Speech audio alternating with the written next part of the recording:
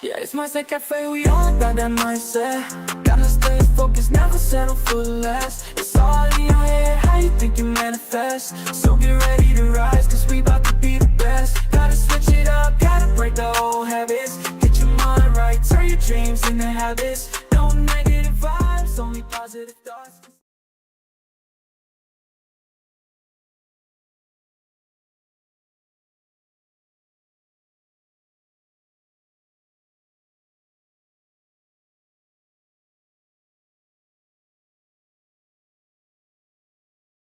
What is up, guys? Welcome to another episode of the Mindset Cafe podcast. It's your boy Devin, and today we are joined by an awesome guest, Dr.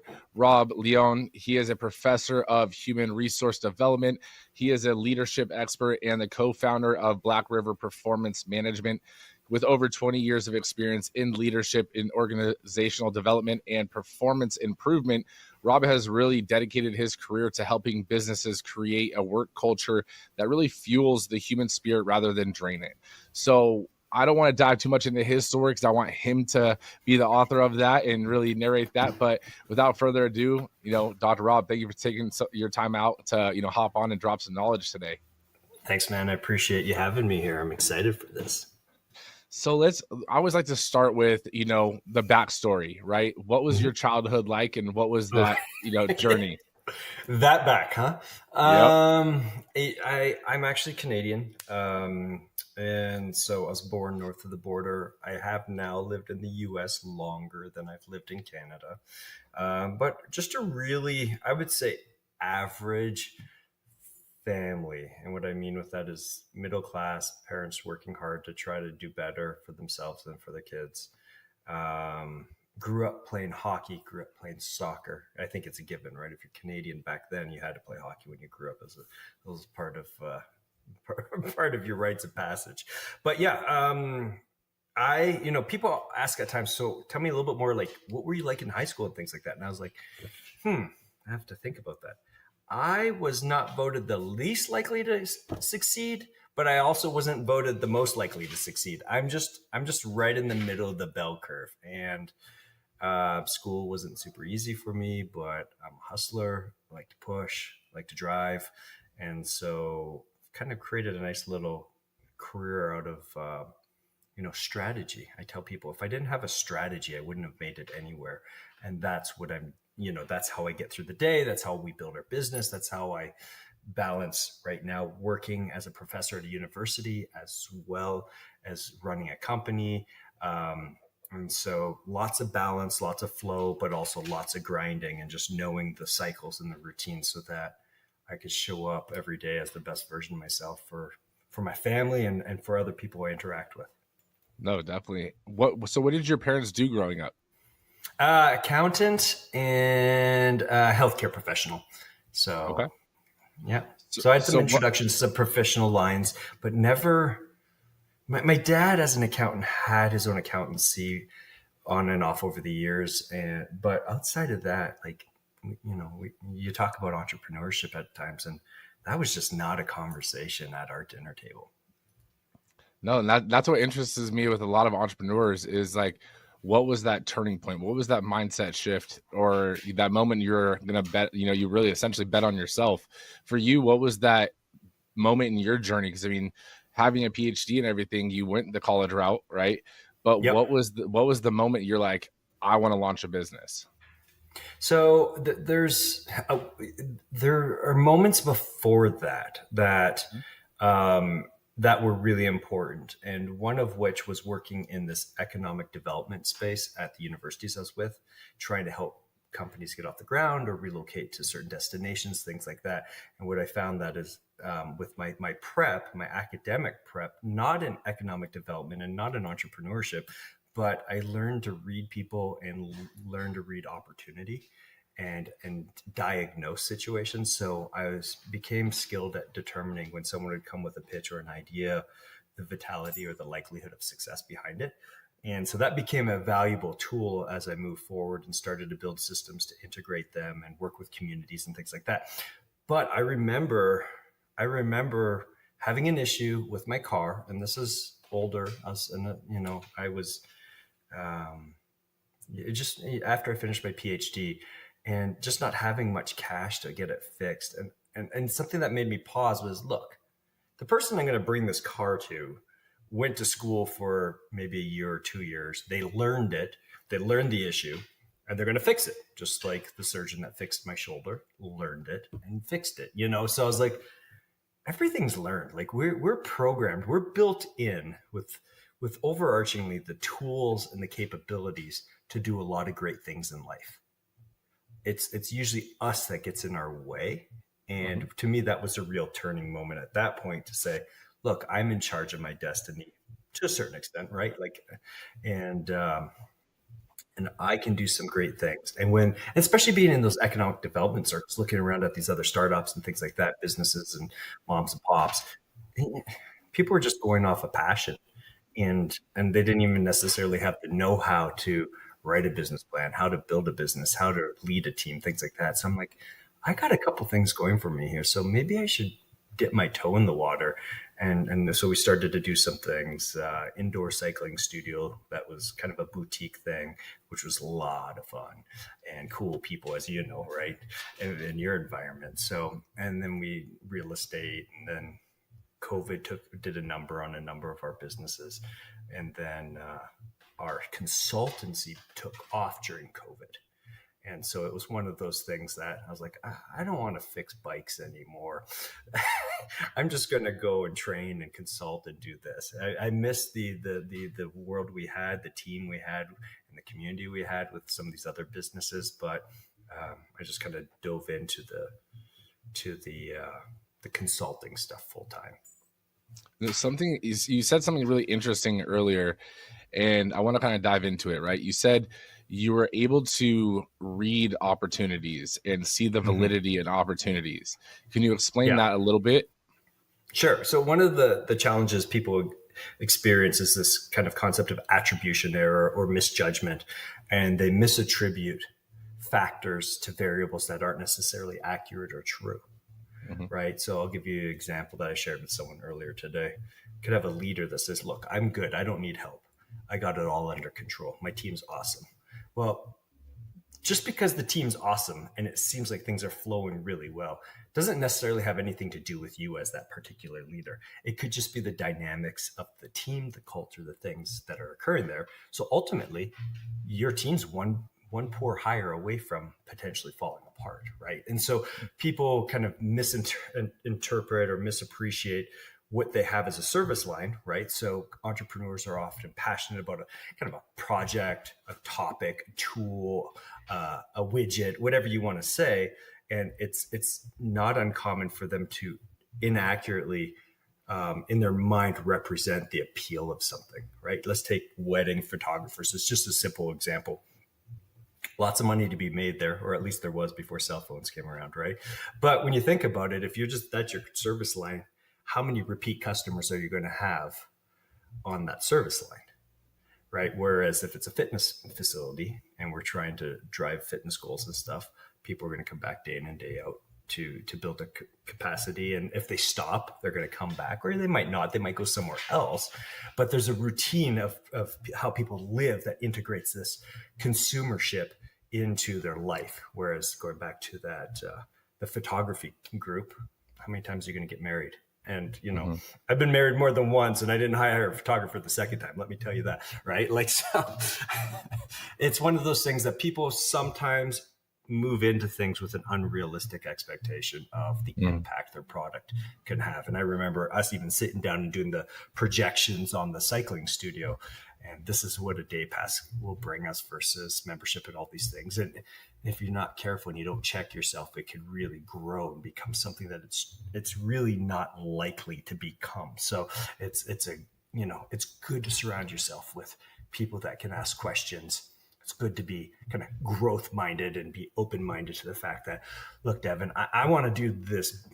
Let's just say I want to go back into the market with the same thing again with this boutique company, and you have all this experience in your industry. You'd be a great sounding board for me, right? And so I see a lot of people actually insulate themselves with yesers or yes men or people that aren't comfortable to disagree. And then that's where we see people get into trouble with some of these startup problems and business launches. No, definitely. And it is it people will look at it as, through the lens they want to look at it, and they only look at like this endless opportunity, I'll say. Yes. Right. And they don't take into consideration some of the limiting factors or some of the, hey, you need to consider these things. And I mean, it's like, for example, when you move out of your house for the first time, you're a teenager and you got to move out. Well, you didn't realize that, not only do you pay for water power, but you pay for, the trash trucks, to come pick up the trash. And you're like, wait, why do I pay for that? Yeah. That's a great, so you had a realization one day, didn't you? Exactly. It's not a flat rate to move out. All of a sudden it's all these little hidden things that you're like, oh, like I'm going to be eating Top Ramen and protein powder for next month, Yeah, exactly. That is literally a true story. So you get hungry that way, don't you? You hustle. Oh yeah, 100%. That was my first life lesson. Moved out, and I was like, well, I get protein from my uncle has, works for a supplement company. I get protein for half off, and I was like, Top Ramen's $1. I was like, we're gonna make it work. Yeah, exactly. But no, it's so interesting though, because I do want to dive into the whole, you had a few businesses, and then obviously the unfortunate event of COVID, and you had to shut some of them down. Luckily, one of them turned out to flourish. But what was that mindset or that mental kind of time frame when you actually had to close down businesses due to those circumstances? There are a couple things that are occurring simultaneously. So the cycling studio straight up was cannibalized by COVID, right? We just didn't know what the end was. We didn't feel comfortable having people in that tight of a location breathing all over each other, right? But we had this, what I'd call micro restaurant. What I also learned during that time, that then I moved out of that at the same time, was that owner operated as much. Where do your resources go when you're not owner operated, right? And then how does that person embody your vision and deliver on your vision? And that was a huge learning experience for me, that I couldn't just because we had cash available to do that, we could pay the person, but we couldn't help them think like us.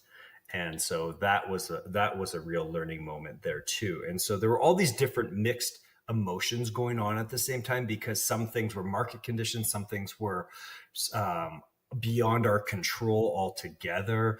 And so it was, if I'm going to protect my sanity and my well-being, because I was spending a lot of time at that time, we had if you had the consultancy, 4 different businesses at that same time. And I was still teaching at the university. So I'd leave work, go to the restaurant, leave work, go from there, teach a class in the spin studio, right? Like just all these things. And they were all within the same ecosystem. We had a co-working business too there that was a part of this. But it was just like, I got to figure out what do I need to do to prioritize my energy so I can be better for the businesses I'm focusing on and the people in my life outside that. Because if we had a successful business at the end of the day and I was a jerk to everyone at home, that wasn't worth it either. That wasn't the answer. So it was a lot going on, but testament to what I started with, it was important to step back and have people in my life to kind of unpack these things with, to give me some, redirection, some perspective, because just like the clients I work with, I was too close to a bunch of it to know, I could navigate the path, but I really couldn't see what the options were and the liabilities were necessarily. No, and that's huge. Like, it almost goes into like with you have walking the walk, right? You've walked the walk, and that's the biggest aspect. Is there's so many coaches, there's so many consultants that read a book, got a certificate or whatever, and they've never gone through that journey. And there's more to it than just numbers on paper. There's more, like there's the mindset of it. There's the actual emotional ties that go to it. And you have living that. I mean, this is one of the reasons why I wanted to bring you on, because I typically don't bring on, I try not to bring on coaches and consultants, because there's so many of this gray area, but after us meeting and talking, it's like you're one of the few that has lived the life and is now, helping others try to live that life as well, which is huge. So what I want to know is, you've launched, I mean, you mentioned the micro restaurant, and you've launched several ventures in different industries, restaurant, cycling studio, even to a nonprofit, I believe, right? So I forgot about that one. so what are some of the biggest takeaways about starting and sustaining a business that you could give someone?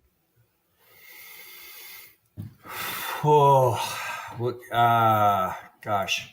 So the growth mindset piece is super important, right? So as a small business owner, it's tempting to run everything yourself.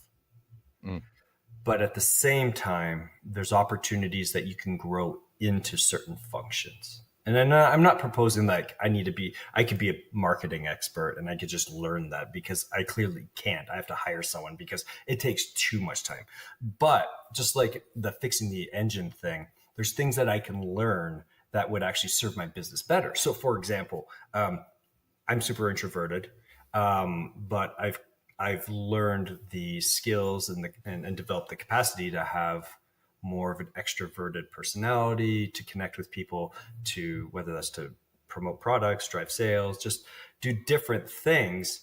And if I didn't possess that, if I didn't develop that, how would I get the message out about the work I'm doing or the product line I'm selling, right? So the mindset piece is huge of that. Let's see, what else is big? The opportunity recognition piece is really important. Talk to people that are in similar industries, similar space, get that feedback, get some coaching maybe if you need that. And coaching can be expensive, but for certain groups, you just trade service lines in terms of what you're going to do to help the other person, to help you, things like that. To me, a lot of my grounding was tied to people in my network at that time, and my guys, and they showed up and they helped. And like I said, they provided perspective that I needed, because we had a relationship that was open enough to say, look, I need to know if you guys think this is a bad idea, because you're my litmus test of what's going on out there in the market. And so I need to hear from you first, as opposed to learning the hard way. So surrounding yourself by good people. So those are a couple things that come to mind right off the bat. And it's not for everyone, right? Like it's being a business owner can be really tough and really grueling, and your time's worth something. And so you have to balance that in terms of, what is my time worth versus what I'm potentially not selling or doing, or potentially giving away to grow my business. And so there's a dance there, and every industry is different as it relates to that. But, as a consultant, I've come in to help microbrews, restaurants, healthcare, beauty and wellness, like all these different industries kind of navigate some of that space, especially around how humans behave.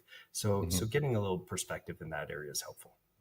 No, definitely. And like every business industry has their own niche and their own, way to do things and stuff like that. But at the end of the day, it boils down to business is business. And it's take the same lesson and, tweak it to fit the mold. But I think it's so huge what you mentioned about time, how your time is worth something. And that's the one thing that I'm like, it isn't for everyone, with the mental drain and realizing, that even like in my position now, I tell people, they're like, oh, it's so cool. You're running this company. And I'm like, yeah, but I'm not, like, my team tells me what they need. And now I go figure out how to make that a possibility or a reality, right? I'm just a problem solver now. Like I focus on the growth and, solving fires, right? But the timeline for each person necessarily isn't the same. And this is where I think it's interesting, because it's like, yes, your time is worth something, but also if you are expecting that payment straight out the gate, there is a give you need to be willing to make so that you can get paid that, at a certain time. Yeah, if I could speak to that a bit, Mhm. because of the consulting world I work in, I've had a number of new consultants referred on to me for kind of feedback and perspective taking.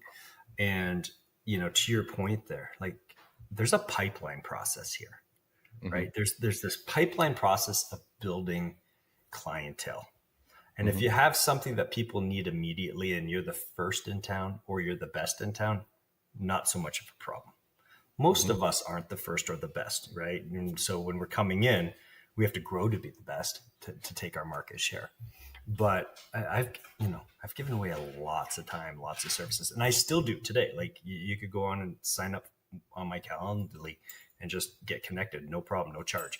But the other side of it is I'm seeing what the fruits of that labor is bearing. Mhm. And so I'm constantly monitoring what's our return on this giveaway essentially. And it was the return was a lot lower in the front end, but it built momentum and recognition. And so that helped. And I was fortunate in the sense of I had a day job too, right? So it's, when people are talking about startups and getting going and launching, especially a smaller business, and they don't need to be in a service location all day. They can do some of the work virtually, things like that. I'm a really strong proponent of moonlighting to build your capacity to build that pipeline for a year while you already have your stability in that day job. If you need income, right? If you need stability, if you need healthcare, until you can start to snowball that into, repeat or constant new client activity. No, definitely. And like to aid what you're saying also, because I think this is such a crucial topic, because you can't be, even if you are the first in town, you're not the best in town yet. Right. Like just because you're the first doesn't mean you're the best. Like Yeah. no one knows, like you becoming the best means that you've built up clientele or Yeah. you've built up a customer list and so forth. So that takes time. Like for example, I mean, I'm in the gym industry, the fitness industry. You were in the cycling studio. It's like, even though you might get customers on day one, right, that doesn't mean your overhead and everything is paid off. Like people think that entrepreneurship is you build it, they will come, and you're a millionaire right out the gate. Yeah. And that's not how this game works. Still Like ramen, right? there is a Still ramen ramen phase, and protein powder. luckily I'm out of that phase and everything, but there is a time frame Yeah. that's why it's valuable to others to become an entrepreneur, because they see what the end looks like, but they don't have a view of that middle, basically you going through that pipeline to get out on the other side, right? And it's like that people don't understand that sometimes, like, it might be a month, it might be 6 months, it might be 3 years for you to get out on that other end, because you're in your own way a lot of the times, right?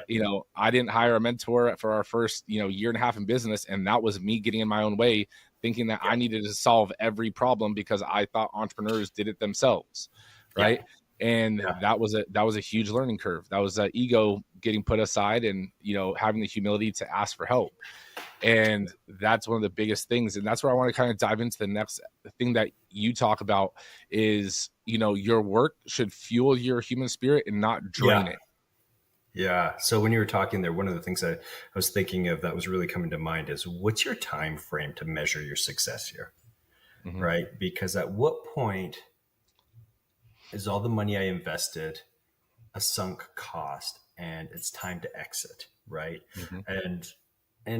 And the other thing that occurred to me is that markets shift really fast. You could be the first. I remember moving to these small communities. There was no real gym other than, say, the campus gym, and people didn't want to go to it. So any time would pop up. And then it wasn't long until finally someone as an entrepreneur built their own gym, and they were able to offer a greater service line, greater customer experience, stuff like that. So that pre-baked gym model just kind of became flat and old, right? So I think you have to know when enough is enough to preserve yourself. Like, you got to protect yourself. It's stressful, and we all handle stress differently. But it usually leads us to less desirable spaces, right? Whether that's related to food or drinking or body dysmorphia, in terms of the stress is affecting us in different areas. They're damaging relationships, stuff like that. So what is this initiative worth versus what's of value to you? And that's one of the things I really try to focus on. And that's the same thing we focus on with our clients, in all sorts of industries, is what is that on the user level as an employee? What is that experience like for you? As, let's just take your team, right? For your team members, do they feel exhausted and run down at the end of the day, and they're coming back because it's a job and they need to feed themselves or their family? Or are they leaving with their tank half full still, and they're going home, they're being present with their family, their friends, they're getting to the gym themselves to get a workout in because that's important to them, things like that. So to me, it's really important for us to take stake of all these factors as we're trying to run these companies. No, definitely. I mean, you're not trying to, I mean, for us, we do try to fill our employees' cups, right? But that in a way of, teaching and motivating and Yep. so forth, and giving them extra tools that they can not only use here, but Yep. other places and later in life, if they so please. But it's truly just caring about the employee instead of thinking of them just as a workhorse, kind of thing. Yeah. And Yeah. that's what I want to kind of ask my next question is, you're, as a leader, you're trying to fill your cup. You're trying to build a business. You're trying to do all this for you. But what are some of the biggest mistakes, whether it's with employees or just in business in general? What are some of the biggest mistakes leaders make with leadership, that drain that motivation and productivity from their employees? I think sometimes they believe that the people that work with them believe in the same values or the prospects or the potential of the organization, especially for like a small business or a startup ownership thing. I know my team, they're great, but Mhm. they don't have the same vested interest in this company as Mm. I do. And that's one of the things to forget. But just as I say that, the other side of the coin is, don't think that you love this necessarily more than anyone else too, because they could very well show up and give it love in a different direction, in a different Mhm. way. And you need that perspective so that you service your clients, your customers, your patrons very well. Um, so that's one of the things that comes to mind for me. Um, yeah. Anything else related to that you want to jump into? No, well, yes, but like I do want to say I do agree with what you're saying, and Yeah. this was one of those realizations and talks I had with my business partner, was that him not coming from an entrepreneurial background, Mhm.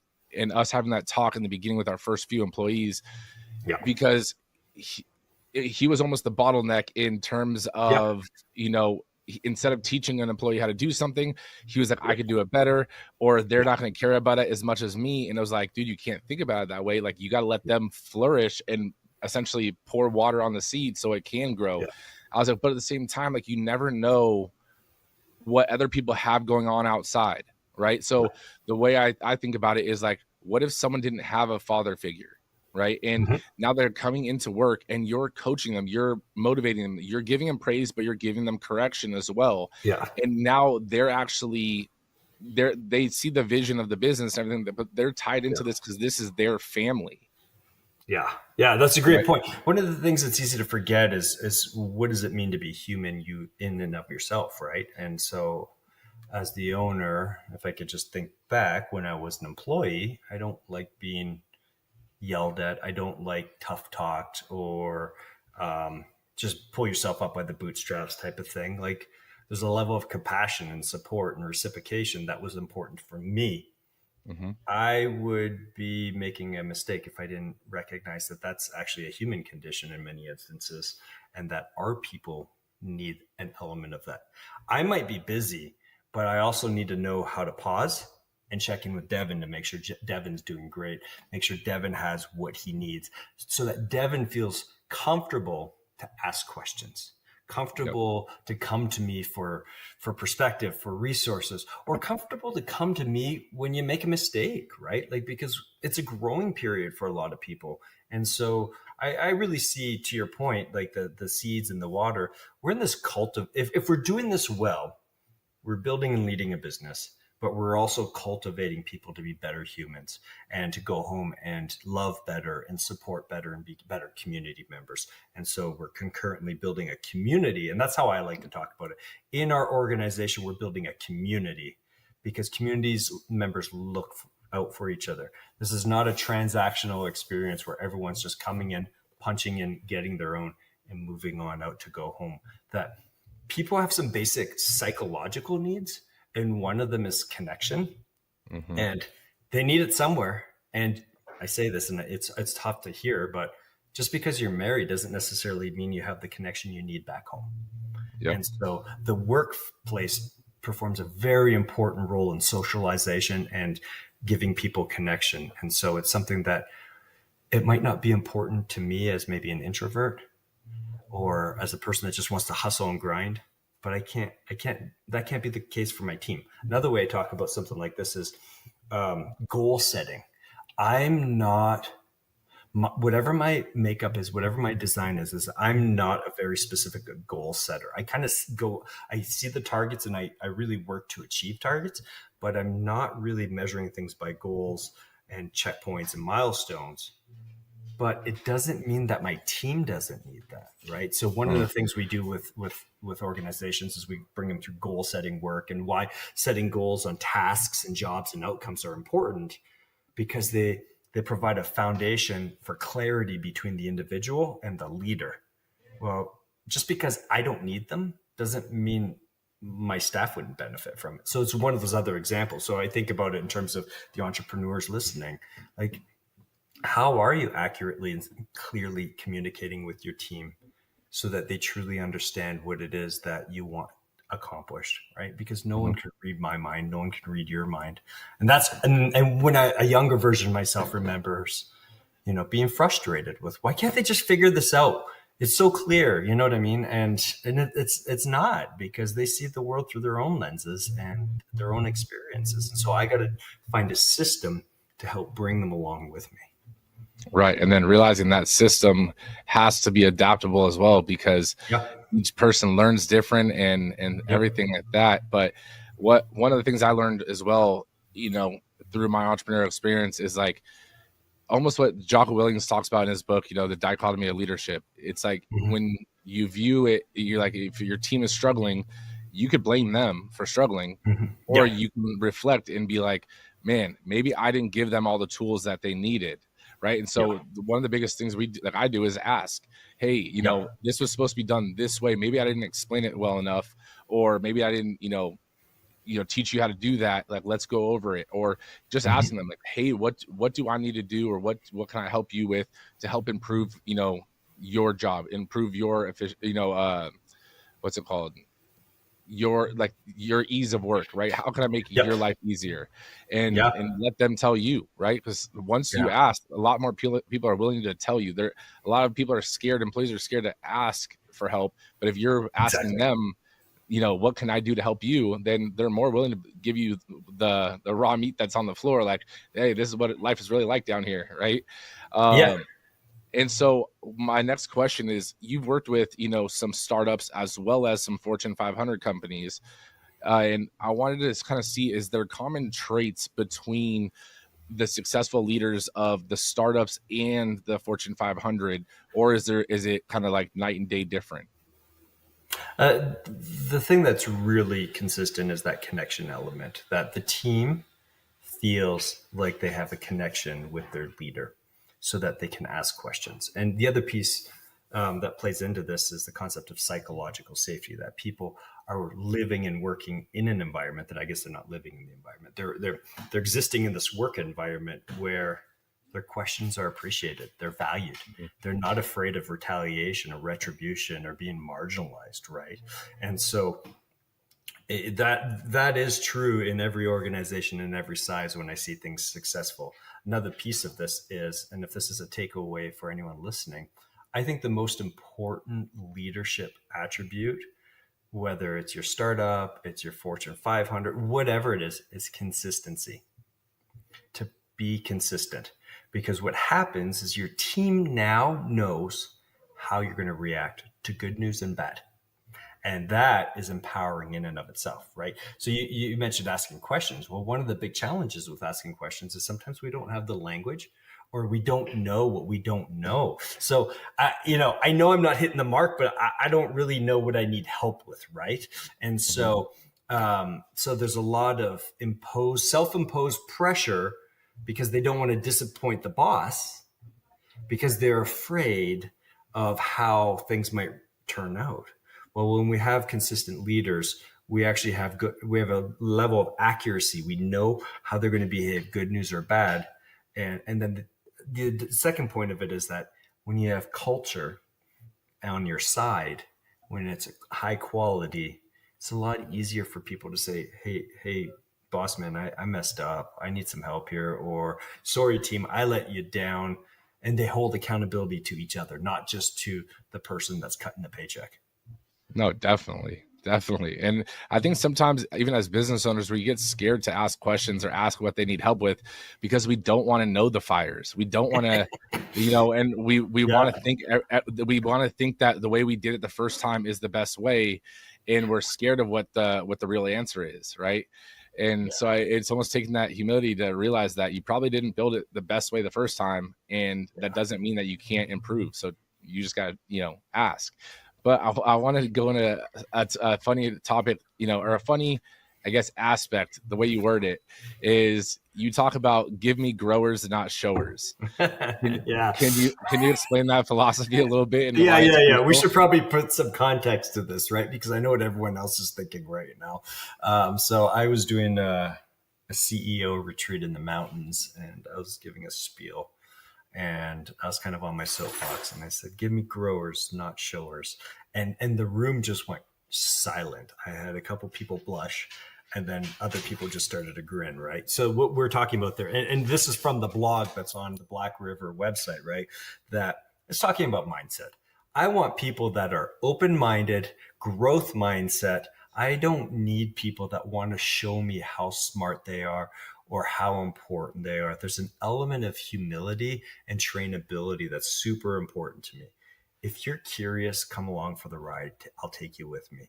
If you know it all, and even if you're a potential client, I don't want to work with you if you know it all. My best clients are actually, we call them partners, and they approach me saying, hey, I know my craft. I know my industry. Let's just take you as an example. This health and wellness industry. And I have actually a client here in town that has both of those. And they know their stuff. They don't need me to help them with floor plan and flow and stuff like that. But they need help creating a better environment for their team. They need help hiring better talent, onboarding talent according to the culture they espouse to, right? These things and these are the best relationships. It's kind of like having a dance partner that just moves with you because they look to you for advice. They look to you for support. They really are forthcoming with their limitations and overextensions, their obstacles. And it's a real nice fluid conversation going back and forth, and trust grows really nicely. No, I like it. And honestly, I'm surprised the room was silent because I would have been laughing. They were a little off guard. Yeah, maybe I'm just a little childish, but if you had said that, I would have cracked up. You know, that's funny. But I love the meaning behind it and everything like that. And because I'm a huge analogy person, and I love like the symbolisms and stuff. And when you can catch someone off guard with that, then everyone's like, a little innuendo doesn't hurt too, right? Exactly. And those are the best. So I love that. I had to ask. That's great. So going into, the growers and the showers, right? Mm-hmm. With businesses, right? Balancing individual development, right? From a team level in relation to basically company performance, right? Mm-hmm. How does basically building an individual or pouring into an individual, whether it's sending to retreats or so forth, how can that affect company performance and the goals? Right. So we look at things at the individual level, the team level, and then the organizational level. And when we work with organizations, we have to be mindful of what those needs are at each of those levels so that we build our strategy to account for that. Because I could build corporate or organizational goals and ambitions, but if I don't consider, and this is one of the problems with a lot of strategic planning processes, they happen in kind of in isolation with people at the top of the food chain, and they don't necessarily realize that there's inputs, there's people, there's resources that are going to affect the efficacy of the work that goes into that. And so it's important that we actually handle these at each level. So for what at that base level, what is the culture you're trying to work to establish? And what is the relationship between what we're doing to individual needs in terms of, this is a job. Like, as the owner, I'm super invested. These are people that aren't the owners. And I got to recognize that for what it's worth. It doesn't mean they wouldn't, do anything they can to support the organization. But at the same time, I have to be a little bit more mindful that what am I trying to do with them? And am I taking liberties of their time and energy? And am I sending them home run down as opposed to being healthy and happy? So we start at the individual / team level to start to begin to establish some vocabulary, some understanding of behaviors, performance, personality, ambitions, things like that. So like even something as simple as a values activity. I think there's a lot of value in breaking the ice in your organization by integrating a values activity. So your people could share with each other what their top 3, 4, 5 values are. But then we roll that into the team. What's our team values? Because what they're trying to do is starting to establish some expectations and pieces that they could land on and lean on as a team as sort of guiding principles for practice. And then that moves on up into some of the organizational pieces. And so there are things that we need to do. We need to help people at an individual level with emotional intelligence. It's not something that we're born possessing. And it's a super important skill that has great returns on that investment. So if we can cultivate that in our team collectively, we're not sending them off by themselves to learn this. Let's do this as a group. Let's do this as a team. We're in this together. We're starting to establish a base of conversation, baseline conversation, right? Because one of the things we have to be mindful of, language is one of our biggest limiting factors. So if we just took a team of 10 and we said, what's your definition? And I use this term all the time, motivation. You get 10 different definitions. There's going to be some overlap, but let's just start there. Like if we can't agree on that necessarily, how do we agree on anything else? And so what we try to do is build a foundation of, what is it that we mean when we talk about motivation, emotional intelligence, communication tactics, strategies, behavioral preferences, things like that. So now I have a better understanding of myself. So I'm increasing self-awareness. But as a part of that journey, I'm cultivating social awareness. I'm having an understanding of what my behaviors have impact on outside of myself and starting to realize that, whoa, I don't live in a vacuum. I can't just say whatever I want to say, or I'm not the only one that has a bad day, that other people around me are. And so how am I showing up for them once I take care of myself? So it's scaffolding and it's building into the team-based levels. Our goal is that when we leave the organization, that they actually are done with us and that they're team coaching around these principles and concepts that we integrate so that they're keeping it alive, because we want every expense to actually be an investment of those funds, and so that team's getting what they need out of it. And so yes, individual level, team level, organizational level. But I'll tell you one thing I do have an issue with, and I talk to groups about this, is what's your level of commitment to professional development funds for team members? And a lot of people kind of look at me kind of, what do you mean? I'm like, well, are you sending people to conferences? Are you sending people to trade shows? Where are you sending people? Because there's a sticker price to that, right? It might be $5,000 to go to Vegas for a week, right? And so have you determined what that value is for your organization? Because if we've set aside, say, 10 people, a budget for 10 people at $5,000 each or $2,000 each, let's just use 5, it's $50,000 of an investment there. what is that return on that investment? Sometimes we just have to be there, right? We have to be there to learn what's going on in the industry. We have to it's our mechanism to bring information back. But sometimes we send people with the belief that they're going to bring something back that never gets brought back because they only heard about it in a 45-minute session, maybe, or they might come back with good information, but I can't, or I'm not as a leader adjusting their workflow to integrate the new idea, right? So if you think about it in terms of launching a new service line and they're already doing two people's jobs, how are they going to integrate that into their job? So one of the things we talk about is let's look at that budget and determine what's a value out of it. And if it's nothing more than I want them to have a good experience and feel valued, that's worth something. That's a decision the organization gets to make. But the other side of it is, could we actually scale that back? Maybe protect, say, $30,000 to do a team and organizational investment that's on site? Or can we take those funds and take your entire leadership team down to, Southern California at a retreat center or something, you know what I mean? Like, so being very purposeful of how we spend those funds as it relates to development will get us much closer to the outcomes we're hoping to accomplish. No, I honestly, I love that. And so, I mean, the final question before the main question, okay. Right? And the question really goes into, we don't live in a vacuum, and everything that you're saying. And so I want to get your take on this too, because I have a business partner, right? But I also have a wife. My business partner has a wife. And so what is, I guess I want to say, like, how do you balance with all your business ventures with your wife, and, you guys doing so much, what is the secret to balancing work, your guys' marriage, your guys' personal lives, both as, you guys being business partners, but then individually? Yeah. So we have a couple things. We have a level of maturity in our relationship that I never had when I was younger, right? But part of that is because we call ourselves do-overs. Like we're remarried. Like we were married to other people before. It didn't work out for a variety of reasons. We took cues and did the self-work associated with that. What was my role in a lot of this stuff?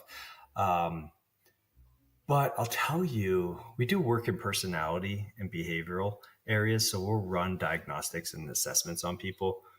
If we didn't have that background, I don't think we'd be, despite our wisdom today, we wouldn't be together. Our styles are so different that it would be easy to let our emotions run away with how we feel the other person's being. And I know I can be really like nitpicky and critical, but that's part of my wiring, right? I'm also super detail oriented in a positive way, and that brings value to us. But it's easy to see how if we didn't have this understanding of each other and the tools to learn how to communicate about these things and work through these things together, we would have just hung up the sign and close shop and went our own separate ways, because we still wouldn't have been able to connect in a manner that we needed to connect. So for us, we have that framework, we have that tool. We actually do this with people. We do family retreats, we do couples retreats, we do couples things like this on Zoom to help them understand and to smooth over areas and build that self-awareness as well as awareness of each other.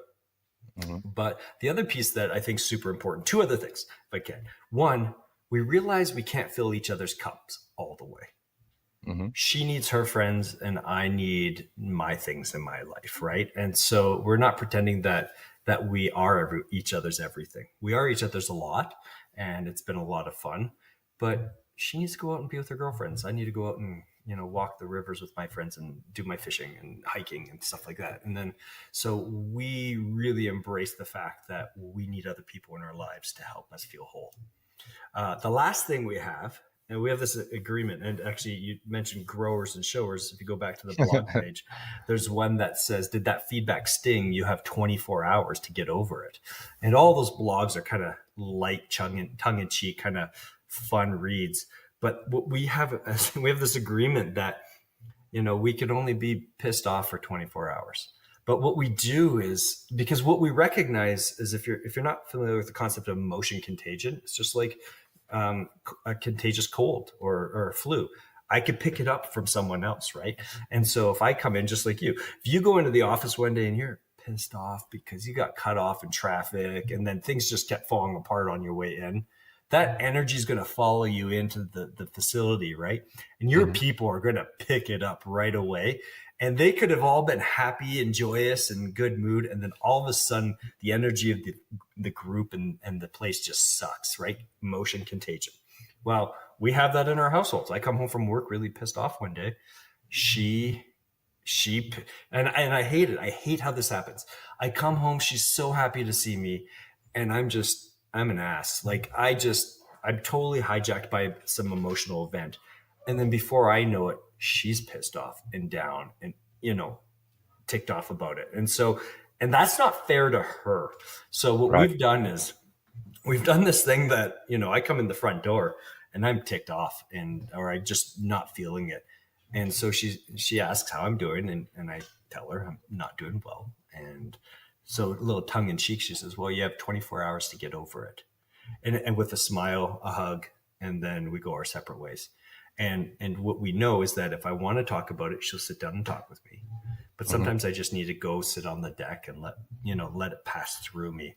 And then she goes on to do a project or maybe start dinner or something. And this is vice versa. We both do it.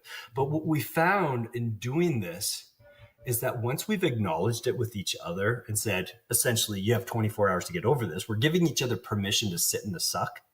And it's actually amazing how quickly we move back out of that. So the idea is that in 24 hours from now, you've moved through it. It's temporary.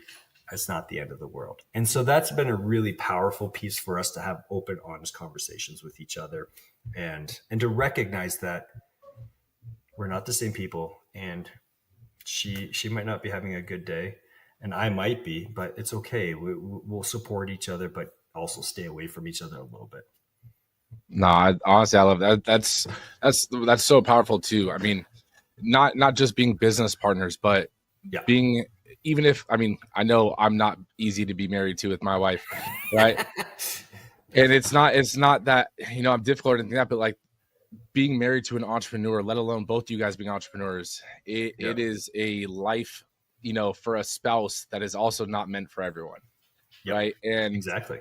And we've learned to mature through certain things that we have different, processes as well, but you learn as you go. But the biggest thing is communication, right? And that doesn't mean you need to sit there and talk it out, because I'm not a talker, right? And so for us, it was one of those things where I need to let her know, like, I just need to go work out or go do something. Like I need to just be in my own head for a minute, and then I'm good to go. And for her, it was like, I just need a vent or whatever. And I do not want a solution, because I always go to solutions.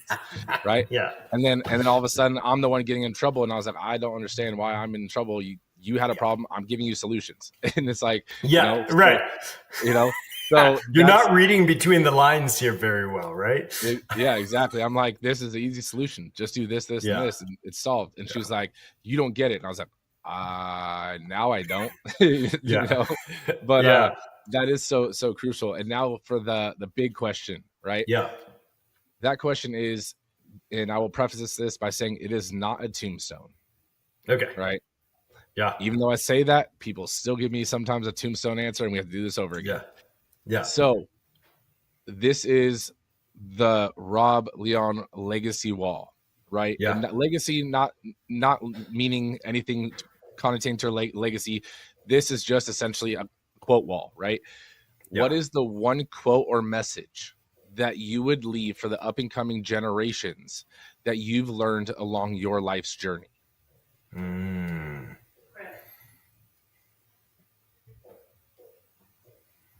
Wow. That's a tough one. There's so many things, but service to others is huge. And, I think about in terms of what do I hope actually, you said the tombstone type of thing.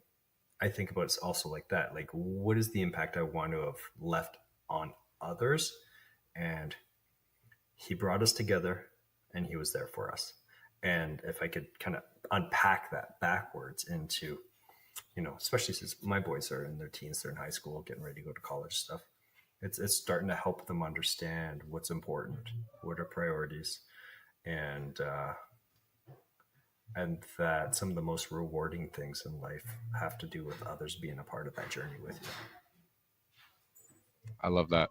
Awesome. And the reason I don't like to preface it or give it, that ahead of time is because it's that first thing. There's so many answers, and everyone tries to create this super, proverb, and it's like, no, what is the first thing that comes to mind? Because that's what resonates and is deep with you. So I love that, and that is an amazing answer. Now, where can people connect with you and learn more about what you have going on and everything like that? Cool. All right. So a couple different options. LinkedIn. So if you're on LinkedIn, that's where I kind of spend most of my time in terms of social. So first name Rob, last name Leon, as you mentioned, but it's actually spelled like lion, Lion. And so if you just throw me into the search, Rob Leon or Rob Lion or Robert, you'll find me that way. The other way to connect with us is through our website, blackriverpm.com. So the company's Black River Performance Management, but that's way too much of a mouthful for a URL. So Black River, the letter P for performance and the letter M for management.com. Once you get on there, you book a call if you want, request services if you want, or just check us out. Check out our blogs. Check out, if you go to blackriverpm.com/Rob, and this podcast will be in the feed there among some of the other media stuff I've done, as well as the blogs and keynotes and things like that. So yeah, connect, ask questions, love helping people. We work with every industry. As we tell people, we're industry agnostic, context specific. And that's what we focus on, is bringing value to the people in the organization that way. I love it. And guys, all that will be in the show notes. It'll be in the video description. But I do want to say, make sure you guys share this episode with a friend. I know I got a lot out of it. You guys heard me engaging. Make sure you guys share this episode with a friend, because if you guys bring your circle up, you bring your team up, it helps bring you up as well, both on a personal level, but also from a team standpoint, whether it's your home team, your relationship at home, whether it's just your family, extended family team. Send this to someone that you care about, right? I'll leave it at that. But I want to say, Rob, thank you so much again for taking the time out of your day. I know I told you it'd only go 30 minutes, but it was just getting too good. No, and I didn't want to cut it short. So awesome. Thanks for having me, man. Thank you. No negative vibes, only positive thoughts. Just in the game of life, mindset calls the shots. Got my mind on the prize, I can't be distracted. I stay on my grind, no time to be slacking.